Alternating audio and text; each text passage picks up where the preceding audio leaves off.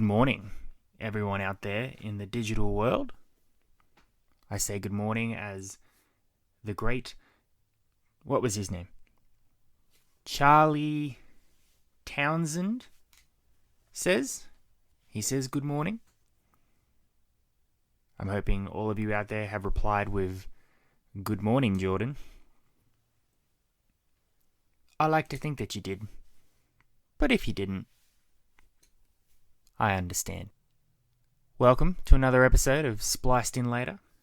It's our special episode because I've just popped off to the movies to catch a movie that I had been anticipating.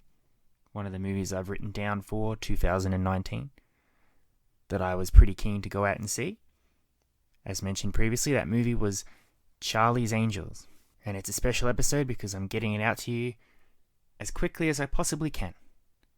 So you can have a listen, have a think about Charlie's Angels, and decide if you want to go to the movies this weekend, do you want to take in this particular film? So I'm going to jump right into it by letting everybody know that I have never seen an episode of the TV series Charlie's Angels. Shocking, I know. Honestly, it doesn't interest me. I get what it was, and I get the nostalgia that people from that time period might feel for watching that TV series. I feel that in today's times, that particular show probably shouldn't resonate with a lot of people. Doing a brief look over of the TV series, which I did as research before checking out this film. I had looked over it in the past when I had watched the other Charlie's Angels films. Basically, it's pretty girls, pretty ladies, pretty women rushing about in scantily clad clothing, using their feminine wiles to save the day. Yes, they are spies, and yes, they can kick ass when they want to. But of course, they answer to the godlike voice in the sky that is Charlie Townsend, or Charles Townsend, or whatever he is. Let's just call him Charlie for now, because that's his name, I guess. I can appreciate it for what it was for that time period. I think you do have to understand that while things like that in today's society certainly are not acceptable, we should not be objectifying women, believing that they need to answer to men, or that their most important assets are whether they're pretty, how they can trick men with their flashy hair and all that. Basically, talking about it makes me feel very uncomfortable. So I think that can give you an idea of how much I probably will not ever watch the old Charlie's Angels TV series. But again, you do have to accept that that was what was acceptable for the 70s. I have this discussion with a lot of people, especially in regards to old cartoons.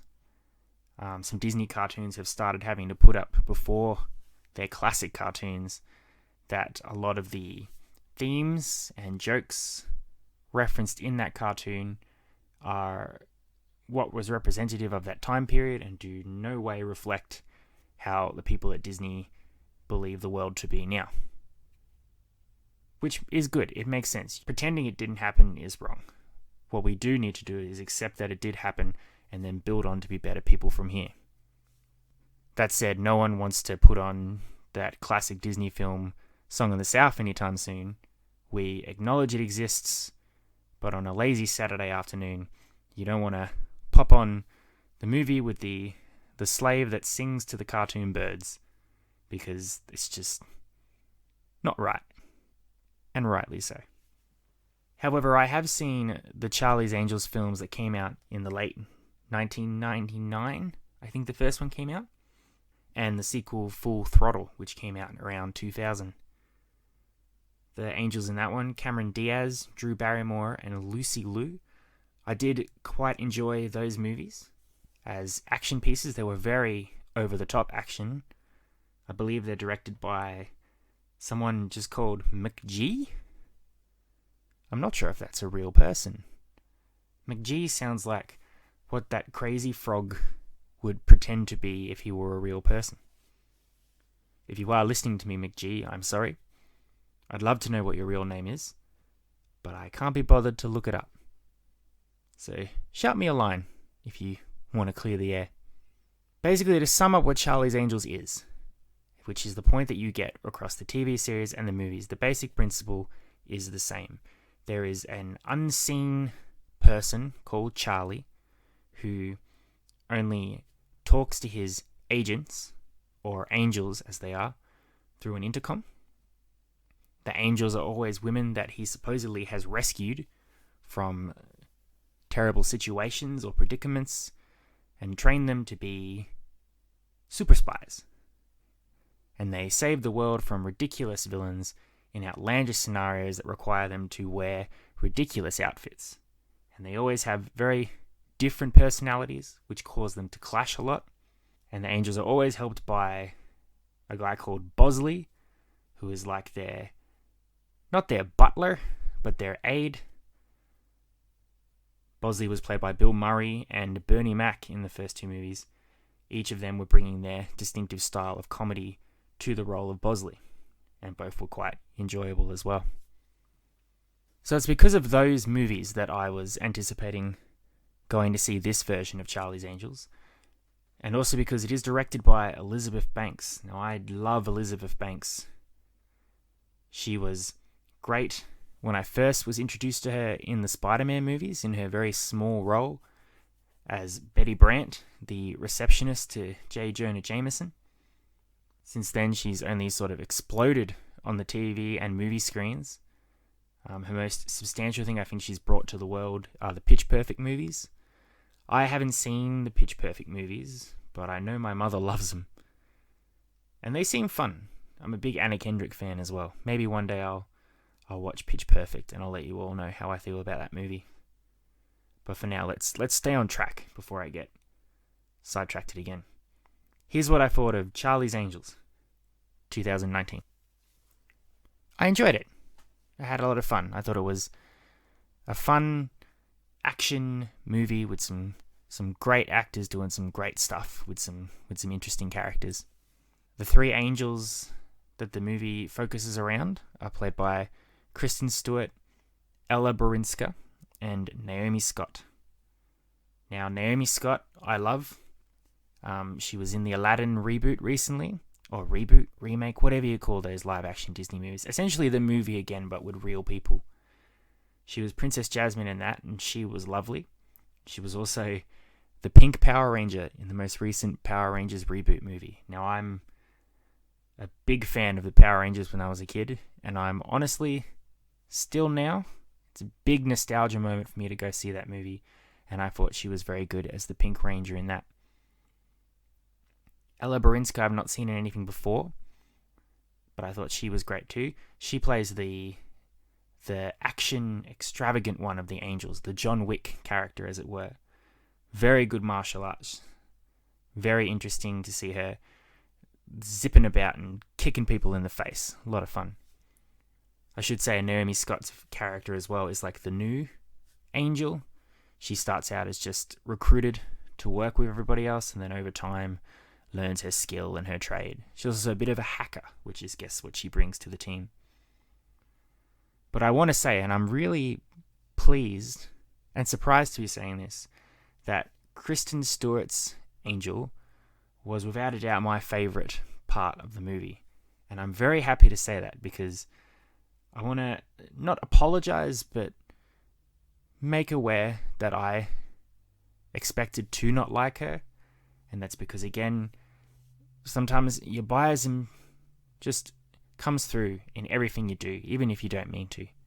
And as much as I preach on this show here about being acceptable of everything and never telling anyone that things that they like that you don't like are bad or whatever, I was once one of those people that poo-pooed and turned their nose up at the Twilight movies, and by essence, I guess that meant that I turned my nose up and poo-pooed anything Kristen Stewart was in. I've not seen anything that Kristen Stewart's been in. I have at least watched the first two Twilight movies, And I can honestly say, confidently, that those movies were not for me. But I won't get on my high horse and say how a terrible movie, what was that, what a waste of time. Those movies obviously weren't made for me. The people they were made for obviously loved it because the whole franchise was spawned out of it. So, fantastic. If you do love the Twilight movies, I love that you love them, and I'm happy that we can all like different things. But yeah, Kristen Stewart played the angel that is the scatterbrain one, the aloof. She's not dumb, she's just spunky, outgoing. She says what she thinks, she's all over the place, and she had some really funny moments in the movie. She was the most interesting character of the angels, and I was really pleased with her performance, which was great. The idea of this movie, essentially, it's not a reboot. It is sort of a continuation of all the Charlie's Angels stuff that has come before. Essentially, the TV series and the old M. McG Charlie's Angels movies have existed before this movie. But you don't need to have seen them to understand what's going on in the movie. More, you'll get all the cameos and Easter eggs that they're referencing for all the previous stuff that came before. Charlie's organization has grown. It's become an international agency called the Townsend Agency. And instead of one Bosley, there are many Bosleys. And each Bosley is played with remarkable perfection by each actor that's playing that Bosley. The main Bosley for this film is, of course, played by Elizabeth Banks. She is very invested, I think, in playing the Bosley character, and she does very good as a mentor to these angels. Jimon Hunsu, who I think is the most workable, friendly actor to be working in Hollywood, because in this year alone, he's been in like 7 films. The roles are not substantially big, but he seems to put all his effort into them. He seems to be having a good time doing it, and I love him for it. I mean, this year alone, he was the Wizard in Shazam. He was a CGI merman in Aquaman. He was in Captain Marvel as the Korath, the Pursuer. And those were in a space of 4 months, essentially. So he was great too, as another Bosley. But of course, my absolute favourite, unsurprising, is Patrick Stewart, who plays a Bosley as well.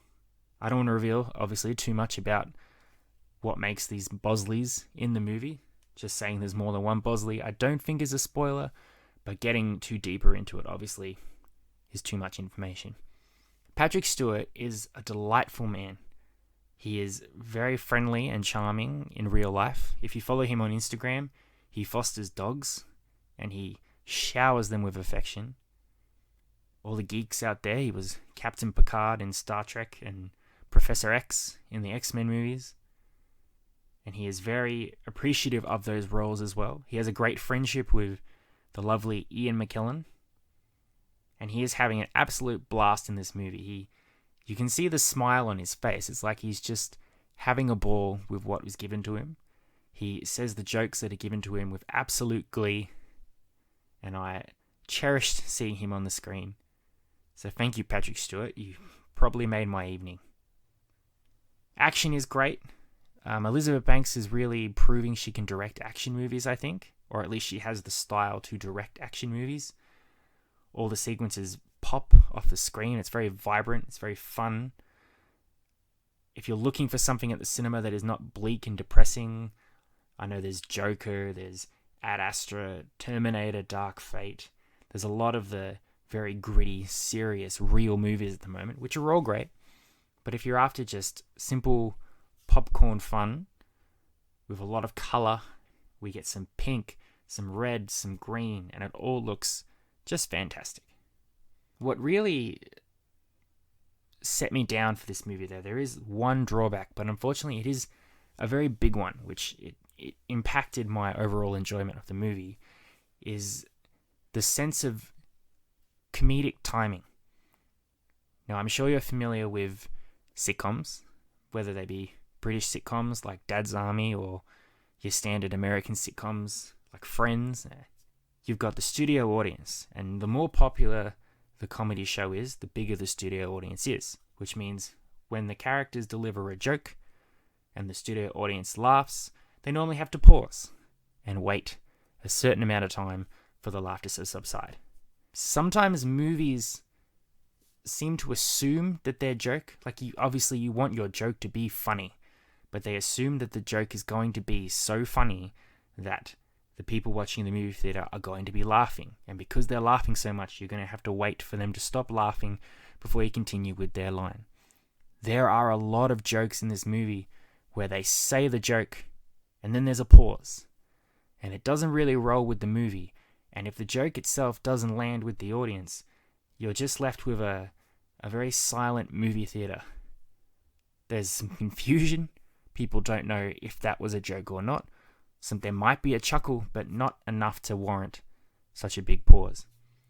There are a lot of moments in this movie where they try and do a comedic joke. There's a lot of tangents, a lot of puns, a lot of silly throwaway gags, which unfortunately just didn't work for me, which is a real shame. There's one point, for example, where the characters made a reference to a film and someone didn't get the film, and then that led into a whole spiral of what movies relate to other movies and how old someone has to be to get when a movie's being referenced. Now, as a movie buff, I should have got a huge kick about that, but all I was thinking was, it's been 2 hours.